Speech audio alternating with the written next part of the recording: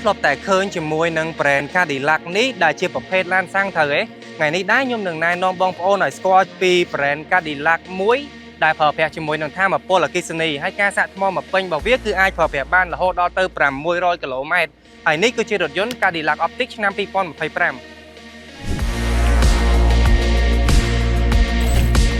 ជាមួយនឹង logo Cadillac ដែលជា brand របស់អាមេរិកបងប្អូនគ្រប់គ្នាប្រហែលជាធ្លាប់បានស្គាល់ហើយការរចនារបស់រថយន្តនេះគឺមានសភាពស្រស់ស្អាតខ្លាំងមែនទែននិងផ្ដល់ជាមួយនឹងលក្ខណៈធន់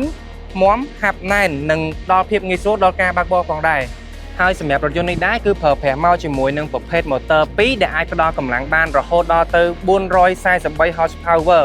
ហើយចំពោះសន្ទុះពី0ទៅ100សម្រាប់រថយន្តនេះគឺចាយពេលត្រឹមតែ 5.9 second តែប៉ុណ្ណោះ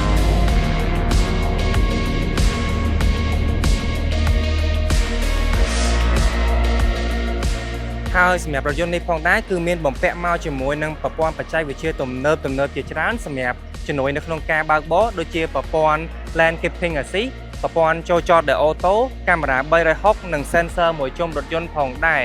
ហើយលើពីនេះទៅទៀតគឺមានបំពាក់មកជាមួយនឹង option ទំនើបជាច្រើនទៀតហើយសម្រាប់ពុកម៉ែបងប្អូនដែលមានចំណាប់អារម្មណ៍ចង់ដឹងពីព័ត៌មានលម្អិតរបស់រថយន្តមួយនេះអាច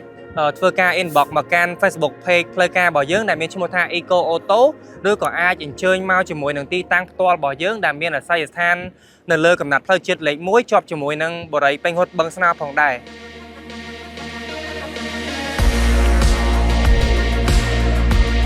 Ride in style, drive with pride.